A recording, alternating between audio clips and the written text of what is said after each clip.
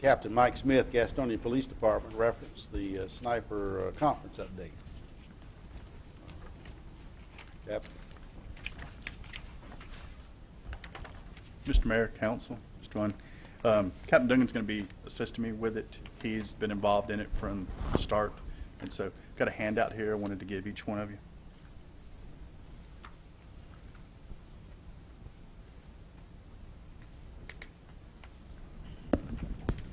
Thank you, sir.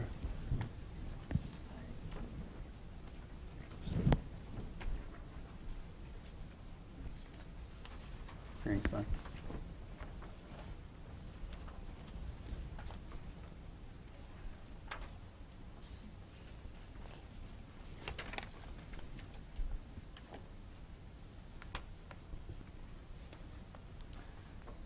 This I gave you is just an information sheet.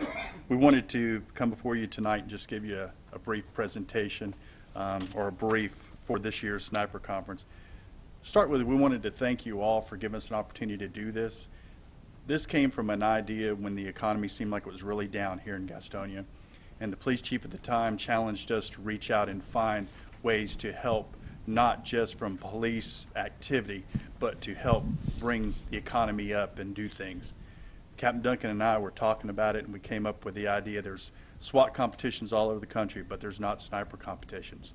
So we looked at it. We had been to a sniper competition here, another one in North Carolina. We thought about, they've done a lot of great things, but we thought, maybe we can do it a little bit better, or maybe we can do it a little different. So we started kicking around the idea. There was two stipulations we had when we started. One was had to be a first-rate operation. The second was no city money could be involved with doing this. This is the 7th year of the conference. Every year, the economic impact study, which we don't have anything to do with, we go down to Gaston County Tour and Travel, and they punch their numbers and do their magic. And every year, the economic impact for the city of Gastonia is well over $100,000. So it's a 4-day event that brings in a lot of folks here. This year's event, we have 46 teams that are registered from 13 different states. We were getting phone calls as late as yesterday wanting to come to Gastonia for the Sniper Conference. We do our best to take and get everybody in that we can bring in because we know that's going to help the economy. As you can see, these are all the different states that are going to be represented this year. And looking at it, I think the farthest one away is probably from Kansas, and that's a law enforcement team out of Kansas. There's 9 military teams that will be coming in and 37 law enforcement teams. We also wanted to give you an idea of sponsorship because they're the ones that really pay for this, the sponsorship and the vendors. We have platinum level sponsors. We have 5 of those this year. A platinum level sponsor is $10,000 or more of goods that you have to provide to the conference to help support it. A lot of it's not, most of it's, of course, is not cash, but they give prizes. And that's what brings a lot of people in. USA Tactical, True Spec Uniforms, McCree Precision, and you can see the list there. Gold level sponsors is $5,000 to $9,000. Silver is we have 9 of those, and those are $3,000 to basically $5,000. 19 bronze level and 24 vendors, and you can see the numbers there. We're expecting well over $100,000 worth of sponsorship commitment so far this year, which we're excited about having. Last year, you can see here at the bottom, we put the projected impact is going to be over $100,000 for the economy. We have 175 rooms booked right now in the hotels, all of them on Remount Road right now, and 175 nights, not rooms, 175 nights booked at the rooms at the hotels down there. And the economic impact study for 2012 was $104,919,000. So, any questions? When is it? Oh, I'm sorry. When is it? It is October 23rd through the 26th, and you're all invited. We'll send you out a schedule so that you can look and see if there's any events that you would like to come out and watch. Next week, beginning next Wednesday. Where is it? It's at the range. It's at the range. Sorry. While you're Go ahead. while you're on TV, is there any particular events or days that would be good for the public to come view? Friday and Saturday are the main days for the public to come out and watch the event. We try to do those days more of reactionary targets, so that you're not just sitting there looking at a piece of paper and you really don't know whether they hit it or not. We use tannerite as one of the targets, so you know that they hit it, it explodes on impact. So it makes it a little more interesting for the public to watch. And that's Friday and Saturday? That would be on Friday. On Saturday is the obstacle course, and there's also public events that take place that day. There's BB gun shoots for children, there's pellet gun shoots for a little older, and then there's a rifle shoot that always takes place, and a pistol shoot that the public's allowed to shoot. Mr. McAteer, then Ms. Craig, I'm sorry, he'd already. You And have a then lot, Mr. Gallagher. most of your snipers are shooting 50 caliber or what? No, sir, they shoot Remington 308s. 308. Do you have Sir. anybody shooting like the 1,500 yards, or you don't have that long, do you? No, sir, we don't have a range that Like the long. military No, sir, we don't have a range that long. sits back in their camouflage uniform, you know, covered up with the sights and knock somebody's head off at 1,500 yards with 50 caliber. That's pretty good shooting, isn't it? That's a very good shot. Ms. Craig.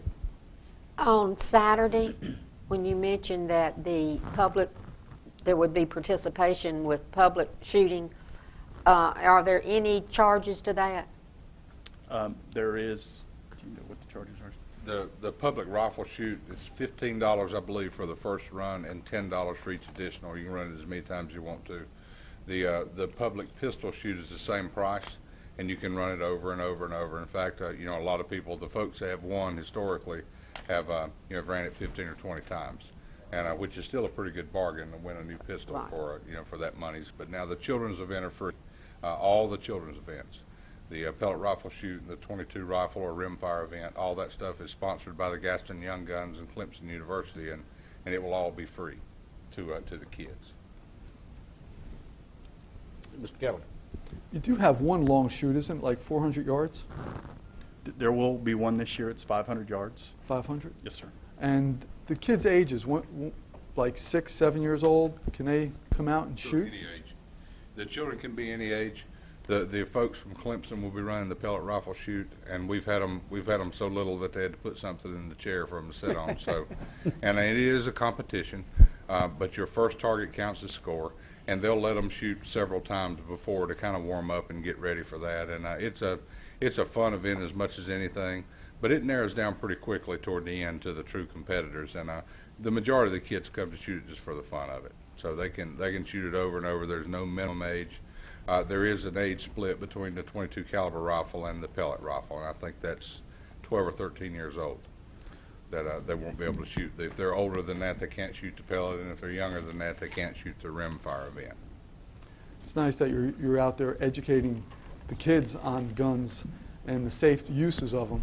I think the more they know about, it's a weapon and how best, the safe way to use it, I think the less we're going to have tragedies in the future. Well, it's amazing the participation that the kids get, the lessons that they get. The young guns, of course, all of them have been through various safety certifications and instructor certifications and things of that nature, and it ends up being a little mini class before everybody sits down, and it slows it down somewhat, but I feel like that's an important part of it. It may be the only safety lesson that child ever gets. You never know who you're dealing with, but we really, really get some positive comments from that, and in my opinion, that's one of the best things about the conference. We're able to involve those children who may not otherwise get that kind of information. So, Mr. Kimball.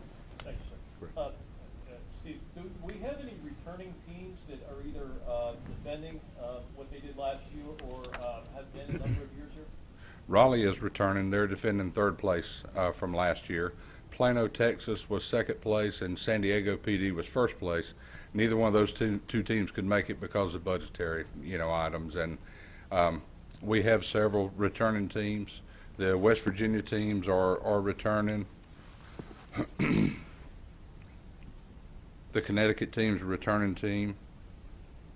Mississippi, they've been with us every year. Really? The team from Mississippi sure have. The Massachusetts State Police, they were here. This will be their third year. I'm not sure if it's third year in a row, but they've been here with us 3 years. And of course, several North Carolina and South Carolina teams are returning. So we get quite a bit of repeat business, and the ones that can't come back really, really wish they could. And we get a lot of phone calls, and we actually try to work with them on their, their hotel rates and things like that, and see if we can arrange lodging. We've actually had some of our guys say, "Come on, stay with us," so they can compete. So it's a pretty close-knit group, and one thing that I've noticed is the contacts they make. And of course, we felt like that was the most important aspect of it when we started this thing. They just really reach out all across the nation with information. And if something happens on the West Coast or up in Alaska or anywhere where we have people that are friends to the conference, we get information on it. And this worked well for us, or don't ever do this, those kind of things, which both are important. I would just like to say that any time that during these economic times, and we can a program like this makes over $100,000 economic impact, it's got to be good. So I commend y'all in the type of program that you're running out there, and it's a good thing. Anytime we can bring, and no city money involved, that even makes it better. Thank y'all. Yes. One last question. For the public, if they want more information, where do they go? Do they call you, website? I believe you have a website, don't you? We do have a website. It's www.gastoniasniper.org or gastoniaswat.org. We have both domain names, and they both go to the same place.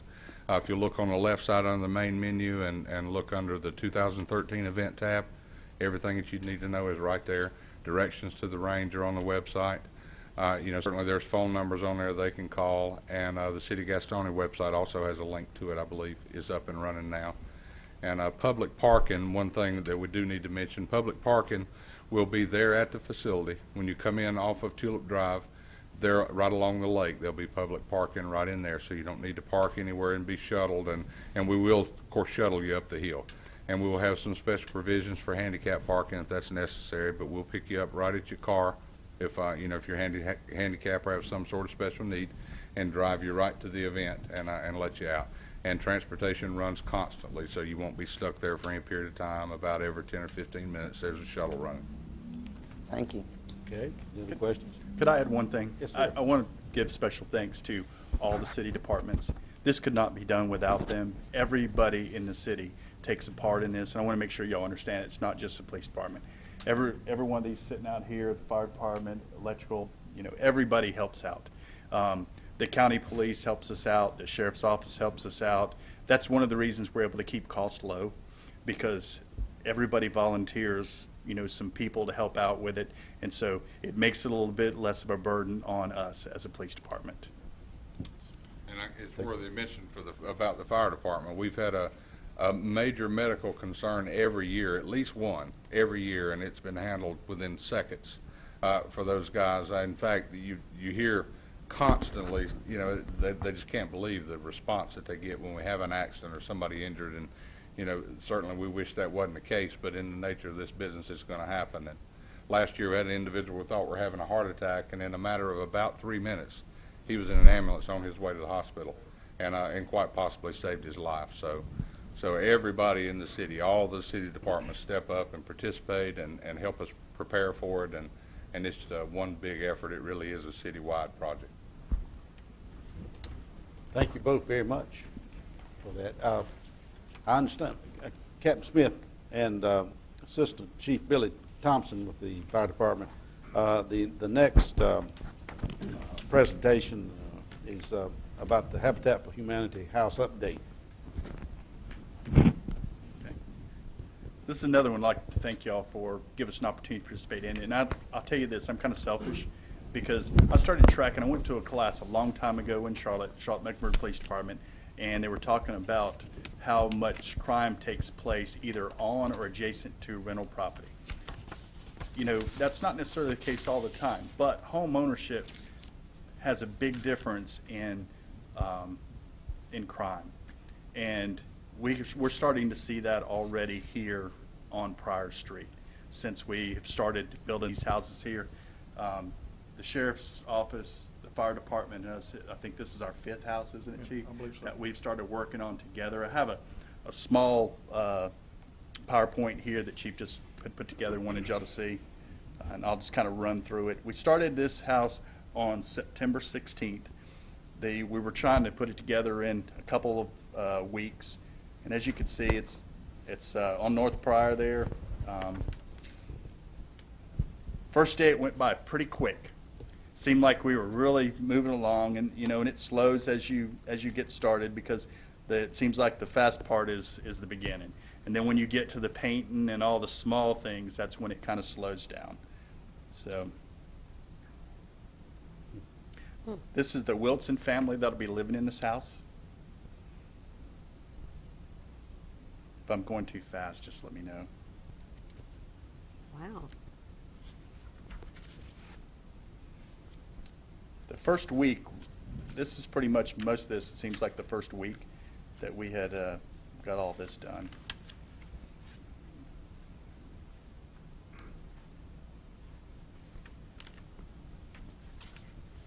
Of course, now it starts slowing down.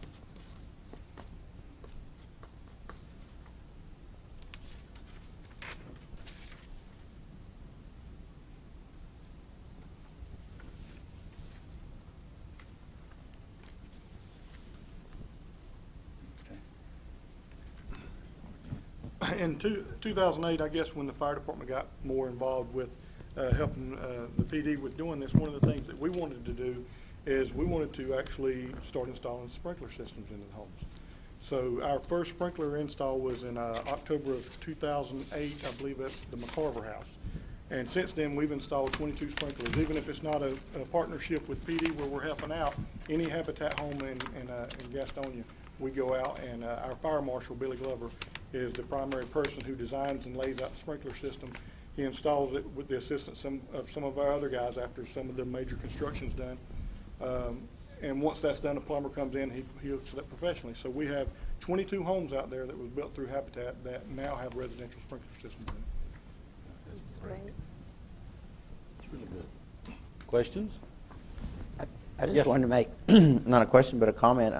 I've driven by there on Pryor Street. And it's amazing how good it looks now to see those houses, and really great work. I want to thank each and every one of you that participated on that. Amazing how it's just transformed that street. Habitat's made a commitment to that street. We've talked to them about it, and Ms. Harris is going to do her best to build houses all along there, which is going to make a huge difference. We're already seeing a reduction in crime there. We've been putting a lot of effort in, of course, in that area, but it just continues to improve as these houses go in, because the homeowners are watching out for each other now.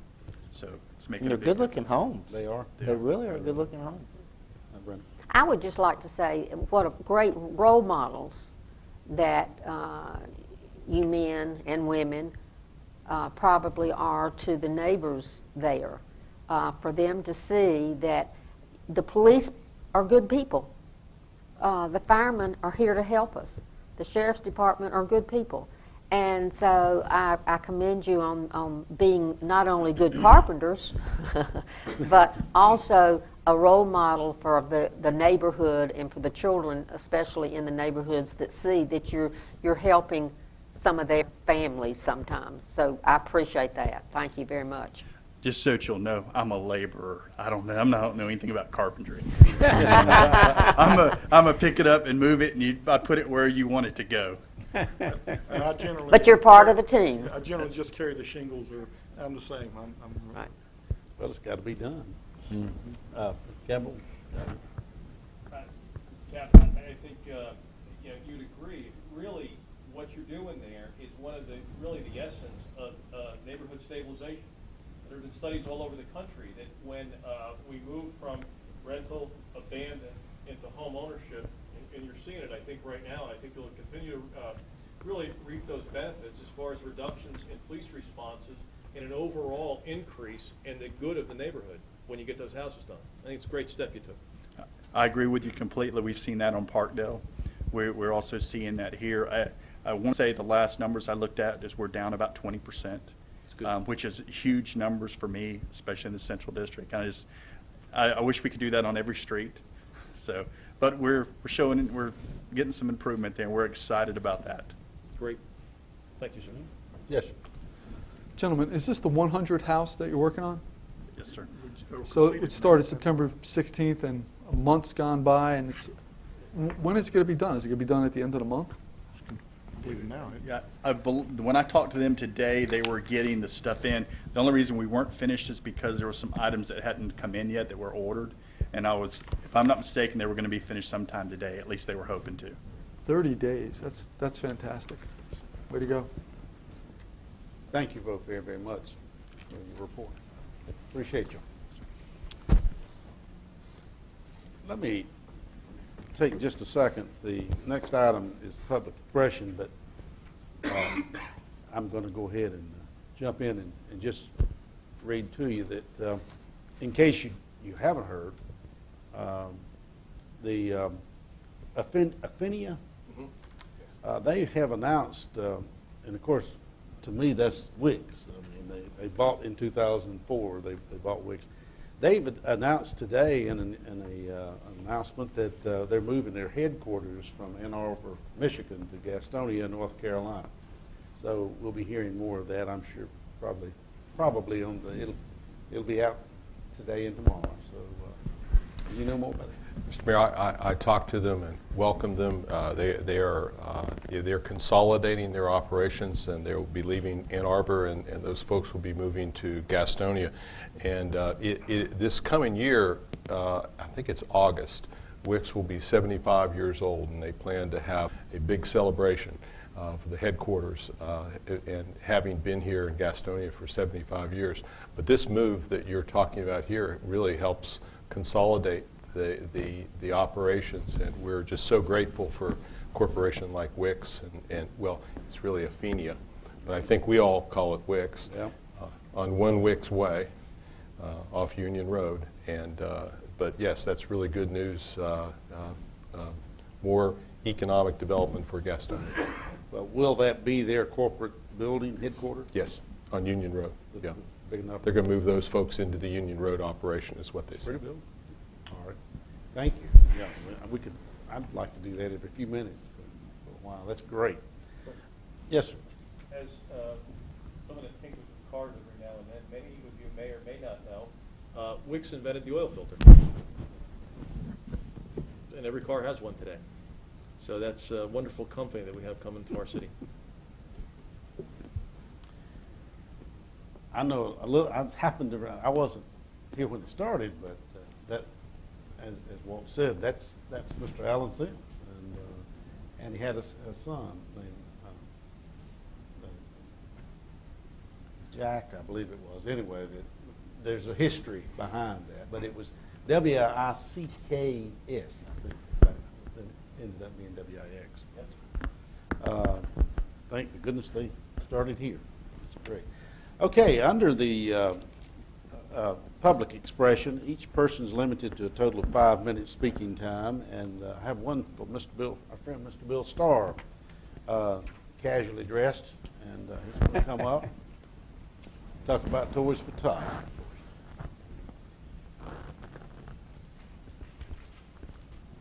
Mr. Mayor, Council, again, I appear in front of you, happy to say that the 2013 Toys for Tots campaign has begun. Over the next 2 weeks, throughout the county and the city, you will see the Toys for Tots collection boxes show up. Last year was our first organized year in a long time. We were able to collect over 10,000 toys and help over 3,200 children. This year, we plan to put those numbers behind us and do more, collect more toys, help more children. The mission of the Marine Corps Reserve is very simple: provide a toy to a child in need at Christmas time. Very straightforward. I've contacted many of those sponsors last year who have all signed up. I am looking for more individuals and organizations to assist. They can go to our website, toysfortots.org. They select North Carolina, select Gaston County, and that's my webpage where they can sign up online to be a drop-off point, to volunteer, or for organizations to request toys. Individuals who need toys should contact a local agency. One thing I learned last year that was very humbling was some families would contact me so often I had their numbers saved in my phone. And on Christmas Eve, I called this one lady, and I said, "You've contacted me several times about toys, and you weren't at either of the pickup times." And she said, "We just didn't have the gas for the toys to come pick up the toys." So Christmas Eve, I found parts of this county I never knew existed, and every child got their toy. And I realized at that time, I can't expect families to have to come to me to get the toys. I need to get the toys out to the families.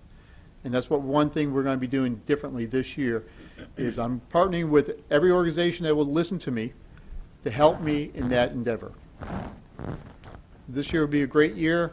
I'm excited about it. And I thank the council and the city agencies that have been so supportive of us last year. I will call upon you again this year. Any questions? Bill, I just want to say that twofold.